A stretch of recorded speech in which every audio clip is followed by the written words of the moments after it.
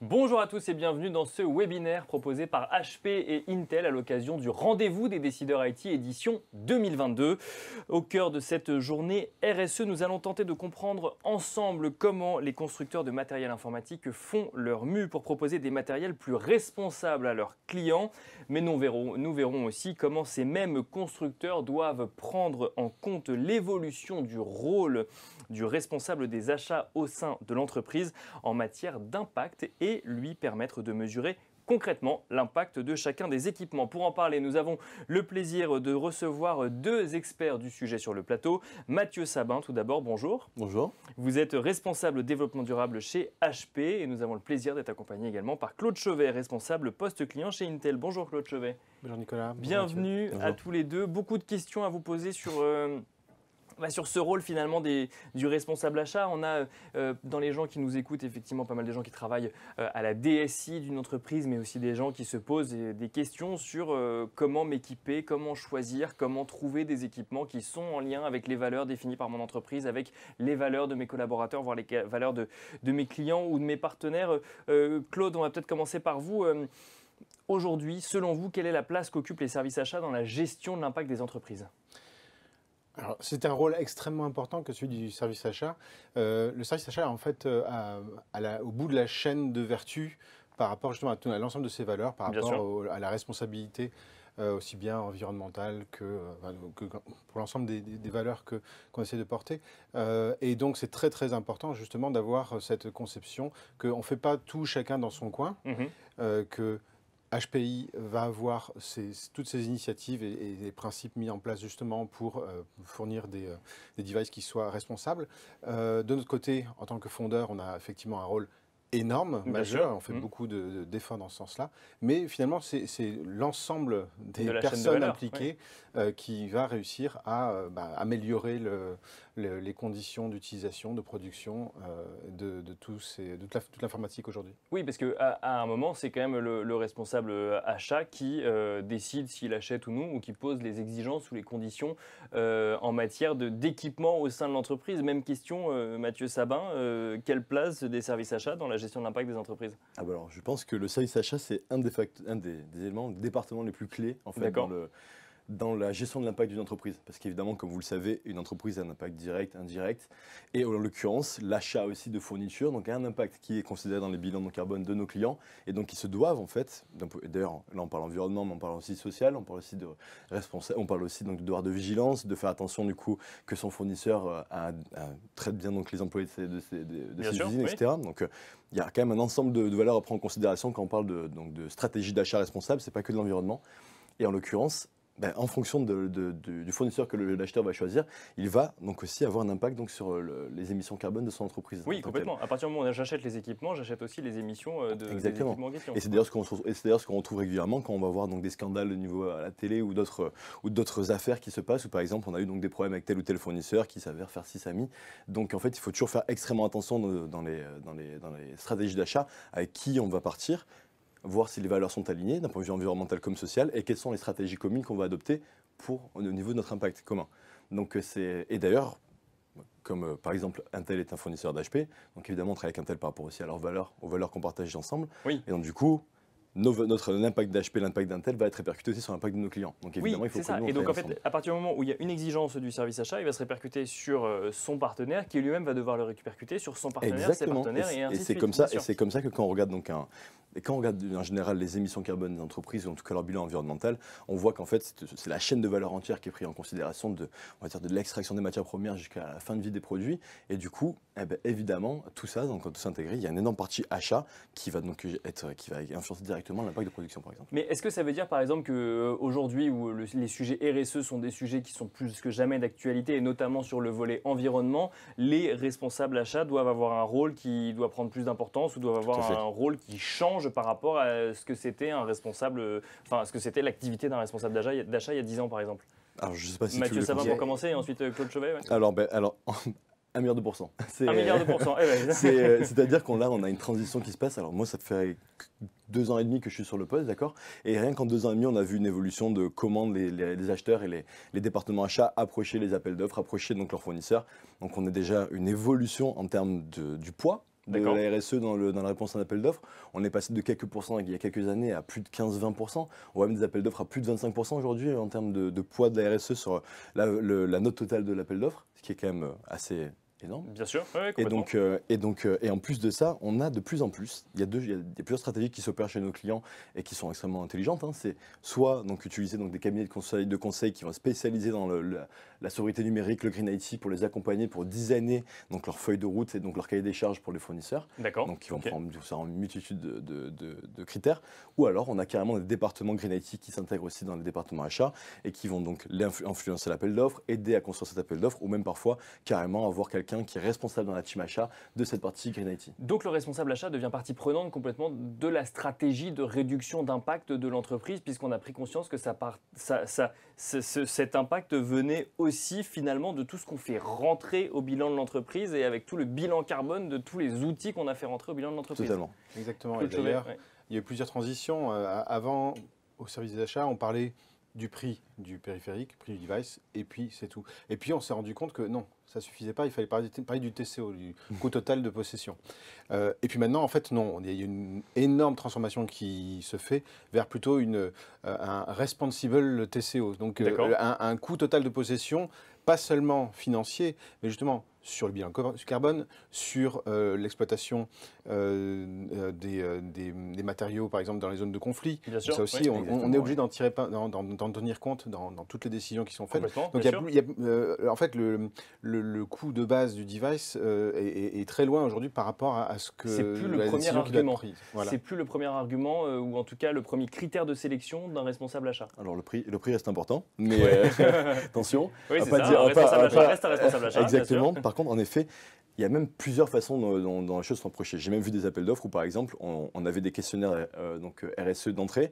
Et si on n'avait pas la note suffisante pour répondre à ce questionnaire initial, on ne pouvait pas bider. En fait, on ne pouvait pas répondre à l'appel d'offre derrière. Ah oui, donc en fait, où vous êtes en phase avec nos engagements, voilà, où on ne considère même pas ce que vous allez nous proposer. Exactement. Et donc exactement, très bon point de la part de Claude. Donc c'est en train de grossir et de grignoter sur d'autres points tels que le prix, etc.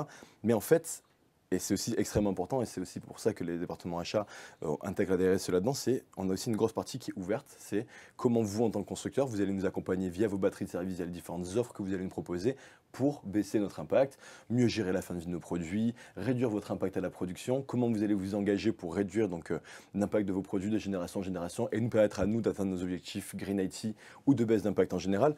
Donc en fait, on passe aussi sur un système où c'est plus, par exemple, alors j'ai besoin de tel service, j'ai besoin de tel prix, j'ai besoin de ci. J'ai une question plutôt ouverte et c'est plutôt comment vous, constructeur, vous allez m'accompagner via vos différentes batteries. Justement, Claude Chauvet, j'imagine que, en fait, parce que Mathieu Samin le disait tout à l'heure, moi ça m'a marqué quand on fait appel à des cabinets de consulting, à des entreprises extérieures spécialisées dans l'accompagnement, dans une stratégie de baisse d'impact, qui vont rédiger des cahiers des charges ensuite pour les services achats. Donc ça, c'est un exemple peut-être drastique, mais ça veut dire que quand même, il y a une grosse pression que l'on fait porter par les services achats qui derrière vont les transmettre aux constructeurs, aux partenaires. Est-ce que du coup, ça a un impact sur les obligations ou les engagements que les constructeurs doivent avoir au quotidien dans leur conception des produits, Claude Chauvet ?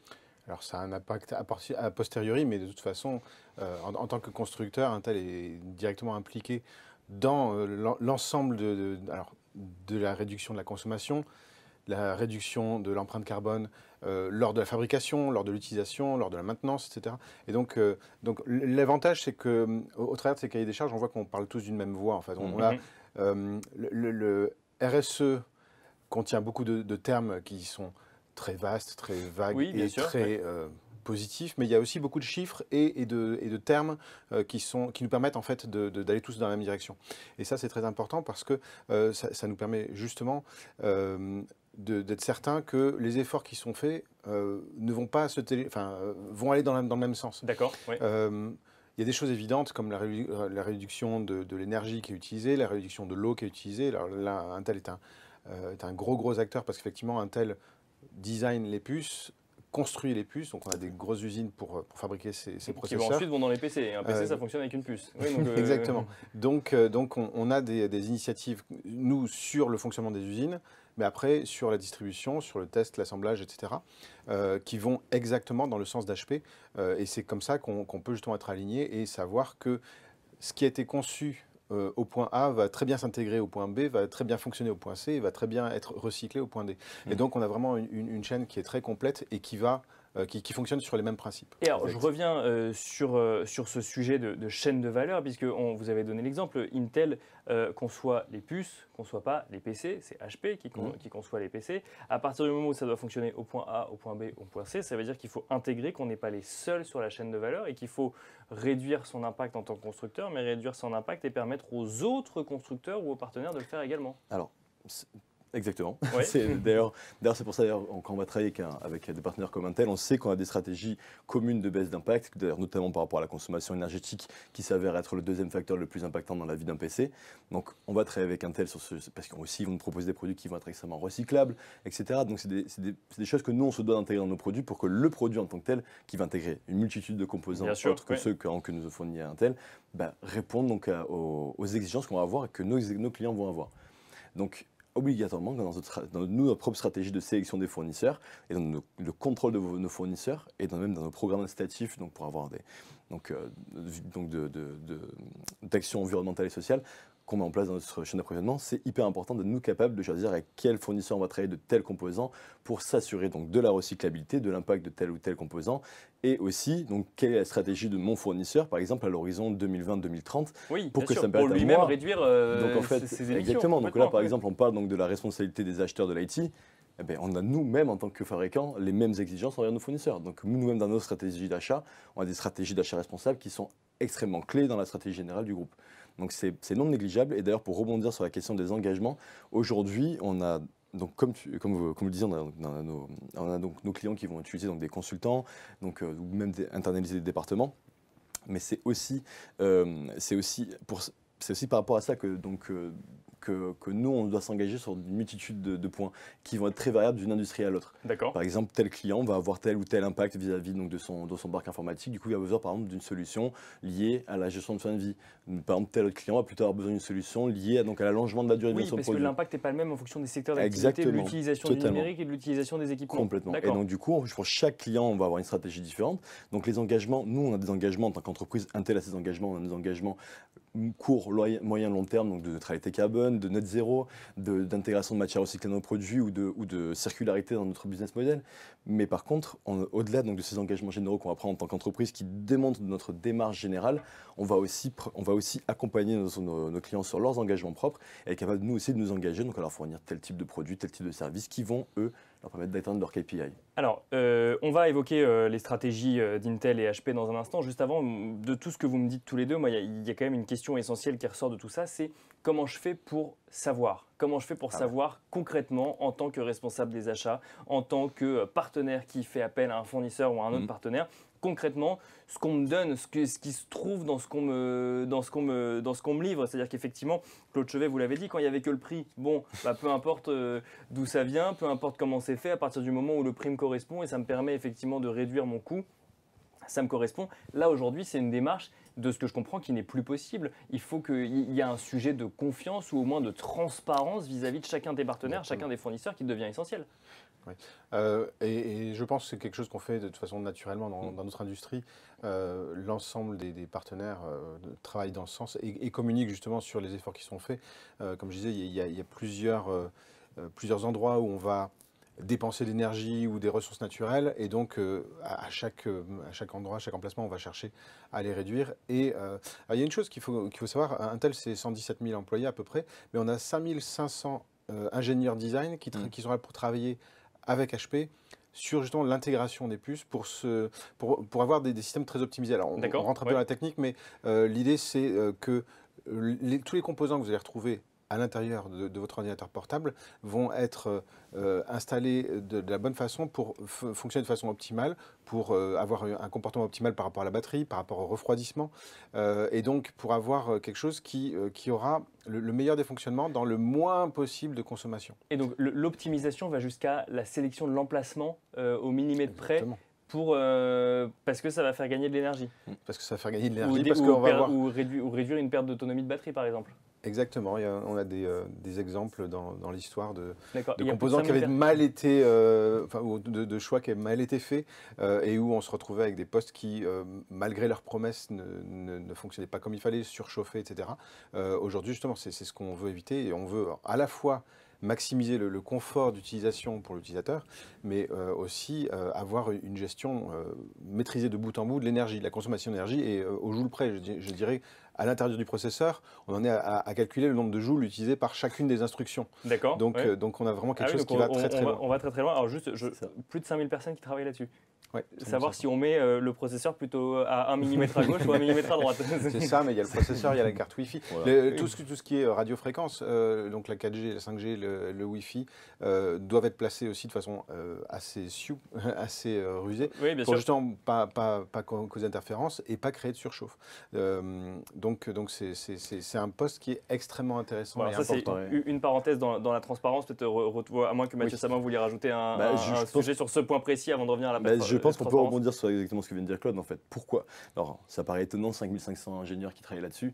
Mais en fait, moi, je vais vous poser une autre question. C'est comment vous faites pour savoir comment baisser votre impact si vous ne connaissez pas votre impact? C'est vrai. Donc, en fait, évidemment, avec des équipes d'ingénieurs aussi grandes que celle-ci, où nous, on a aussi des programmes d'éco-design qui ont plus de 30 ans, qui brassent des millions, voire des milliards donc, dans notre stratégie R&D. Et donc, en fait, le point, c'est arriver donc avec Intel par exemple à extrêmement bien connaître notre machine, le joule près comme on dit en termes de consommation, pour savoir exactement quel est l'impact de notre produit d'un point de vue énergétique, impact environnemental, équivalent carbone. On pourrait faire un webinaire entier sur la transparence, je dis bien. Ouais, et donc du coup en fait c'est comment on arrive à travailler donc avec notre écosystème de partenaires pour avoir une compréhension absolue de notre impact et être capable de donner une transparence absolue ensuite au client. Le client, donc nous connaissant notre impact réel, on est capable de tabler donc sur les différentes stratégies qui vont taper là où il y a les plus gros facteurs d'émissions carbone. Donc là en l'occurrence sur un processeur, on va parler de la production et de la consommation énergétique. C'est un peu pareil pour un PC d'ailleurs. Mais donc on va aussi apporter donc à notre client ce type de transparence-là d'un point de vue donc impact environnemental, écolabel, transparence sur la chaîne d'approvisionnement, quel est l'impact, quels sont les rapports d'audit qui sont. On peut aller loin. Bien sûr. Et ça nous permet donc à notre client d'avoir toutes les cartes en main pour être capable à lui ensuite derrière de designer sa stratégie Green IT et de nous demander comment on peut l'accompagner aussi. Donc avant même de parler de Green IT, on parle de compréhension et de transparence. C'est la base de tout. Donc on est presque obligé d'avoir un carnet de suivi presque d'émissions de gaz à effet de serre de chaque composant, de savoir exactement ce que c'est pour savoir ce qu'on livre au client. C'est complètement. Et d'ailleurs ça évolue. Ça évolue de plus en plus, c'est-à-dire qu'avant, alors il y a 2 ans, on ne me demandait même pas vraiment quel était l'impact carbone de mon produit, on me demandait quels étaient les écolabels, etc. Maintenant, après on m'a demandé quel était l'impact carbone de mon produit. Maintenant on me demande ce que c'est que l'analyse de cycle de vie, qui est encore un autre niveau sur le produit. Et donc HP fournit cette analyse de cycle de vie de tous nos produits. Et ensuite, on me demande même donc quel est l'impact carbone donc, ou d'équivalent carbone, donc qui est en gros plus que juste les émissions carbone, de chacun des composants qui sont dans la machine, en parlant du processeur, en parlant de la batterie, de l'écran, etc. Et quelles sont les variations en fonction de la configuration, etc., qui vont donner une compréhension énorme en fait à notre client et qui va comprendre par achat en fait quel est l'impact de chacune des commandes qui va passer. Ce qui va permettre d'avoir un tracking génial sur leur impact propre de chacun de leurs départements et de voir comment ils vont pouvoir travailler avec différentes équipes pour les baisser. Alors concrètement, là effectivement on a beaucoup parlé des responsables achats. Les responsables achats ils font des choix de partenaires, il y en a 2 autour de ce plateau, qui donc amorcent chacun un certain nombre de transformations. Alors je reprends l'exemple des 5000 parce qu'il m'amuse beaucoup. Donc 5000 personnes qui réfléchissent effectivement à optimiser donc, la performance, en l'occurrence, si j'ai bien compris, d'un PC équipé d'Intel mais un PC HP. Là, si on fait un focus sur Intel, concrètement, quand on parle de transformation, d'agissement sur les équipements, sur la chaîne de valeur, que ce soit production, transport, utilisation, voire même recyclage dont parlait Mathieu Sabin, ou en tout cas gestion de la fin de vie, concrètement, qu'est-ce qui est mis en place aujourd'hui? Quelle est la feuille de route? Je vais tâcher de rester très synthétique parce que j'aurais tellement à dire. Il faut arriver à comprendre que Intel, à sa fondation, il y a la loi de Moore.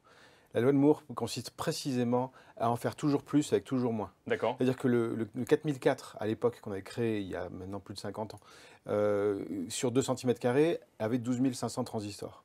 Aujourd'hui, n'importe quelle puce dans n'importe quel PC sur les mêmes 2 cm², on a plus de 2 milliards de transistors. D'accord. On produit 600 milliards de transistors par jour chez Intel et on est capable de savoir quel est le coût de production à l'unité de ces transistors. Donc c'est quelque chose qu'on a vraiment chez nous intrinsèquement. On veut précisément être capable de faire toujours plus avec toujours moins. Alors toujours plus avec toujours moins, dans un souci de performance, ça, les entreprises le comprennent. Là, le sujet, c'est toujours moins en matière d'émissions carbone. Oui. Le sujet aujourd'hui. Oui. Alors par exemple, depuis les années 2000, on a réussi à réduire de 24% notre consommation d'électricité. D'accord. C'est pas grand-chose. Sauf que depuis les années 2000, il faut arriver à voir quelle a été la croissance sur les plus. Alors, pour un ordre d'idée, entre 2017 et aujourd'hui, on a multiplié par 2 de capacité de production. D'accord. Malgré ça, donc sur 22 ans, on est à moins 24% de consommation d'électricité. Pareil pour... donc on fait plus avec moins, c'est ce que vous nous dites voilà, sur le sujet y compris sur la préservation du milieu naturel, sur la consommation des ressources naturelles, sur l'eau. L'eau est alors c'est quelque chose qu'on consomme énormément dans les usines Intel. Et justement, on a réussi à travailler énormément pour avoir notre propre recyclage et puis pour réinjecter de l'eau propre dans les circuits après. Et on a réduit de 28 milliards de litres la consommation des usines depuis 2020. Donc c'est 50 000 piscines olympiques, hein, grosso modo. C'est un effort très très conséquent et le but est d'avoir justement avec ce système de recyclage, de retraitement, c'est qu'on soit positif en termes d'eau en 2030. Alors positif, on ne va pas créer de l'eau, simplement c'est ça que ça veut dire positif. L'eau qu'on va rejeter dans notre milieu, enfin, comme ressource, on sera capable d'en traiter plus que ce qu'on consommera. D'accord, ok. Voilà. Tout ça, on peut rajouter le côté consommation d'énergie verte. On est à 100% sur tous les sites américains, les sites israéliens et puis également l'usine à Dublin.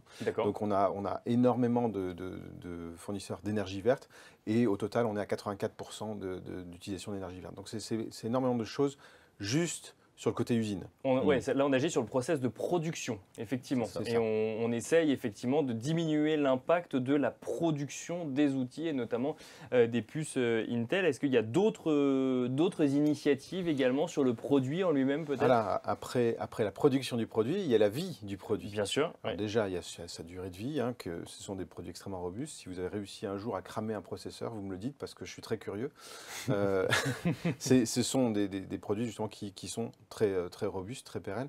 Est-ce que vous vous souvenez des laptops qu'on avait il y a 10 ans, hein, l'épaisseur, le poids et la durée, l'autonomie sur batterie. Bon, ça vous donne une idée des progrès de consommation qui ont été faits. Aujourd'hui, on est sur des processeurs qui consomment extrêmement peu d'énergie, 10 fois moins qu'il y a 10 ans, et qui donc peuvent fonctionner sur des petites batteries, vont être extrêmement modestes en termes de ressources énergétiques. Et donc, sur la vie du produit lui-même, on a fait des efforts dans tous les domaines pour réduire la consommation. Parce qu'il y a un sujet durabilité, il y a un sujet consommation d'énergie dans le produit, dans l'utilisation du produit. Chaque gramme de CO2 économisé, c'est tout bon. Et si j'arrive à faire économiser 10 milliwatts sur une carte Wi-Fi, quand j'en ai 10 millions qui sont produites, bien sûr. Forcément, ça a un impact direct sur la nature. Dernière question, peut-être toujours sur les évolutions chez Intel. Effectivement, on a dit qu'on faisait court, mais peut-être sur la fin de vie du produit. Là aussi, il y a des choses qui sont mises en place, même si j'ai bien compris que la fin de vie est peut-être moins un sujet chez Intel, puisque vous nous disiez qu'on a du mal à les...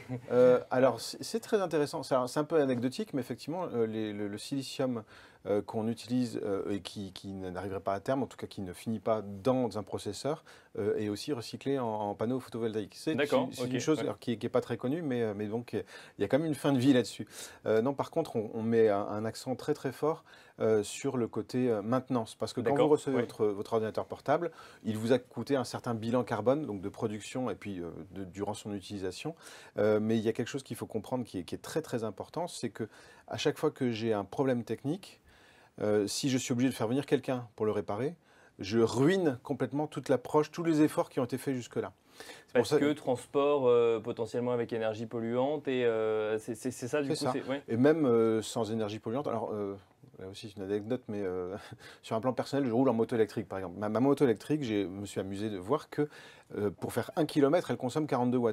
D'accord. 42 Wh, c'est exactement la batterie de mon ordinateur portable, c'est-à-dire que je fonctionne toute la journée avec une batterie de 42 Wh sur mon poste. Donc il est extrêmement peu gourmand. D'accord.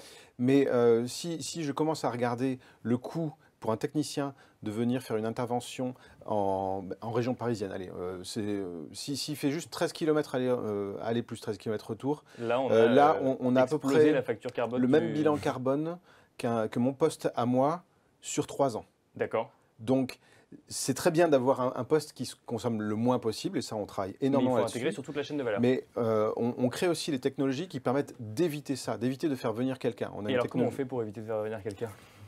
Alors, ça fait partie de notre gamme professionnelle, justement. On a sorti une gamme qui s'appelle V-Pro et qui contient une technologie qui s'appelle AMT, Advanced Active Management Technology, qui permet de conserver la main sur le poste, même quand il est éteint, même quand il est sur un écran bleu, même quand il est éventuellement même plus dans le réseau de l'entreprise. Je peux continuer à lui apporter du support, à le redémarrer, à le diagnostiquer, voire à le remasteriser complètement.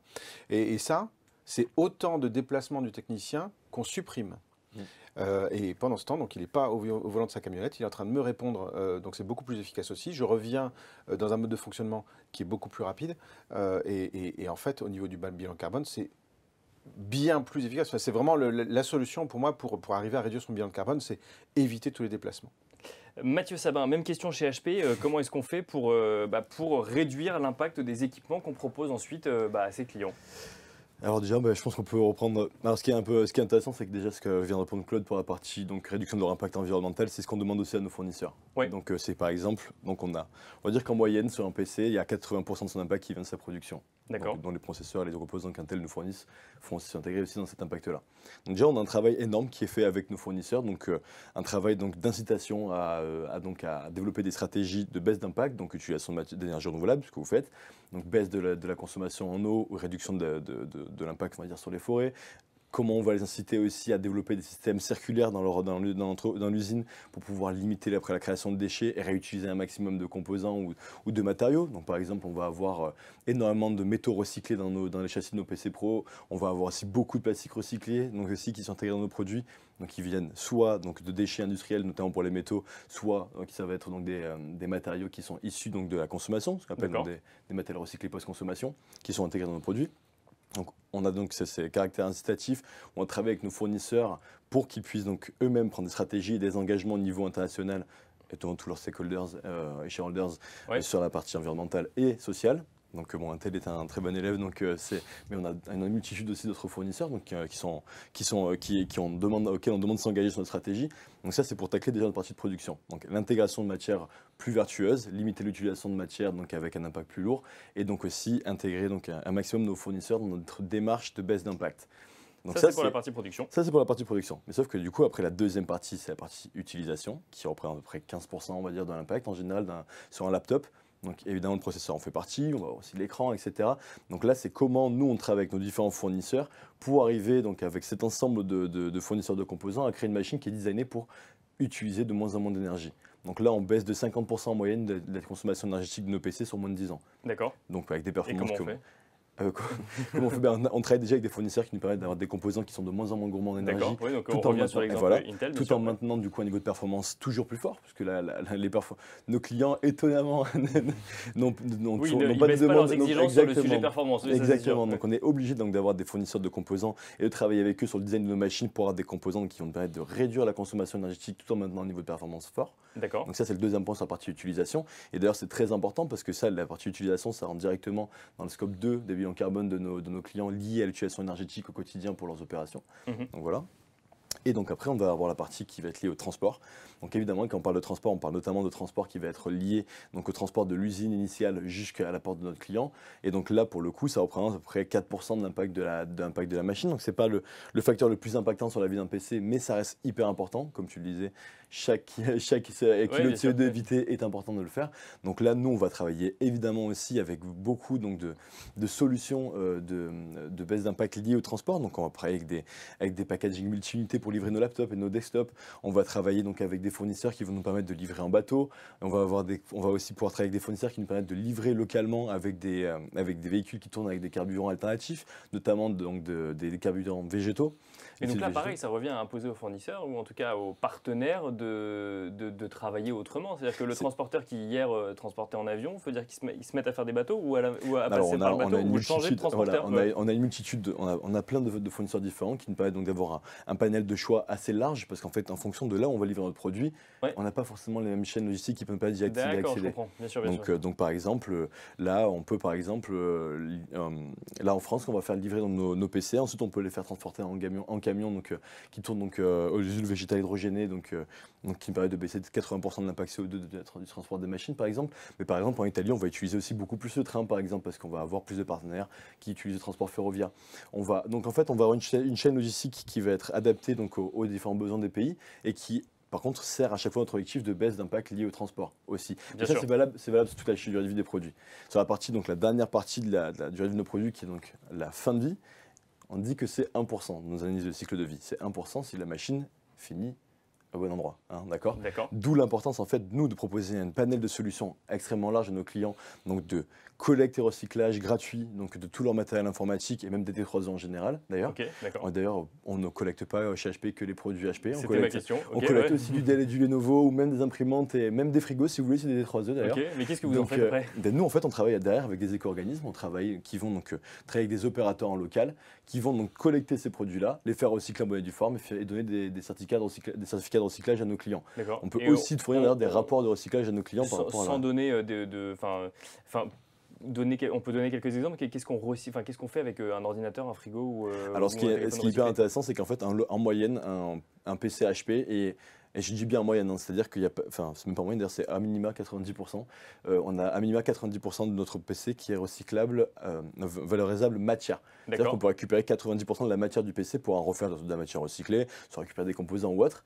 Et après, le reste, c'est valorisable énergétiquement. D'accord. Donc, et sur les gammes pro, on est même plus autour de 95. Et on ne sait pas ce que ça devient derrière. Ça devient un grille-pain, un autre frigo. C'est ça. En fait, ce qui est intéressant, c'est qu'aussi, et c'est ce qui est intéressant avec l'économie circulaire, c'est qu'en fait, on alimente l'économie de l'économie circulaire, ce qui permet donc en fait. Alors, il y a deux types de recyclage qui existent aussi, encore une fois, ou d'intégration de matières recyclées.